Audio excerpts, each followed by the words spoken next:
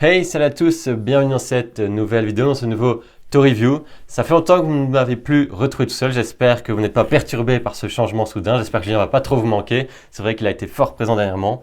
Donc là, désolé, mais on va se contenter de moi aujourd'hui. J'espère que vous resterez quand même jusqu'à la fin et que vous n'hésiterez pas à vous abonner et à liker la vidéo au passage. Dans cette Tour Review, nous allons nous attarder au jeu Les Voleurs d'Amaranthe, un jeu signé Alice Davis et illustré par Denis Martinez, édité par Pixie Games. Donc les voleurs d'Amaranthe, dans ce jeu vous allez chacun incarner un grand maître voleur pour essayer de devenir le nouveau patron d'Amaranthe. Dans ce jeu vous allez devoir recruter des voleurs et des mercenaires pour aller vendre vos butins auprès de la sorcière ou auprès des receleurs pour augmenter votre réputation et donc ainsi espérer devenir le grand maître voleur. Donc avant de s'attarder sur le gameplay même, on va parler de la boîte de jeu. La boîte de jeu, je la trouve sympathique, elle a des couleurs chatoyantes, c'est fort lumineux, j'aime beaucoup. La boîte est très solide, c'est du bon matos et alors on n'est pas sur les boîtes collantes que l'on doit secouer pour ouvrir. Elle s'ouvre assez facilement, c'est un petit détail mais voilà, c'est toujours cool. Je vous propose un petit plan pour découvrir de plus près cette petite merveille.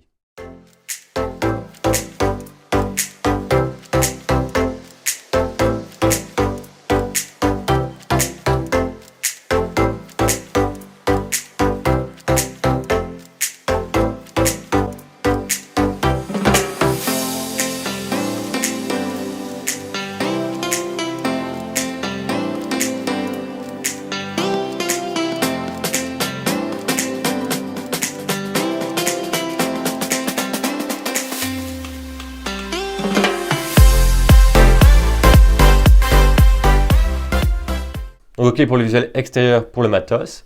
Là on part déjà sur de bonnes bases, mais ce qui importe le plus, donc le gameplay, est-ce que c'est un bon jeu? Alors oui, c'est un très bon jeu. C'est un jeu en fait qui va se baser sur deux mécaniques principales, qui sont deux mécaniques que j'adore, à savoir le draft et la pose d'ouvrier. Ça se joue en 3 tours. En fait dans ces 3 tours, il y aura d'abord une phase donc, de draft pour acquérir les différentes cartes lieux. Ensuite, une fois que chaque joueur a choisi 3 cartes lieux grâce à cette phase de draft, nous allons voir la phase de pose d'ouvrier, en fait de pose de voleur plus précisément, où là on va pouvoir principalement mettre nos voleurs chez les différents lieux des autres joueurs ou son propre lieu. Ceci va permettre d'obtenir différents butins, différentes sortes de ressources. Et ce qui est intéressant en fait, c'est qu'en allant chez quelqu'un d'autre récolter des ressources, ce joueur va récolter lui-même une taxe de propriété. Donc vous allez prendre par exemple 3 ressources différentes, lui il va pouvoir en piocher une quand même. Donc c'est pour ça que c'est intéressant de choisir des cartes qui nous intéressent à nous, mais des cartes qui vont potentiellement intéresser les autres joueurs.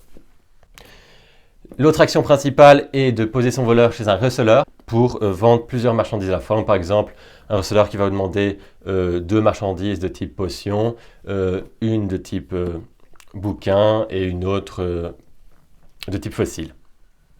Ceci va vous permettre d'empocher des points de victoire.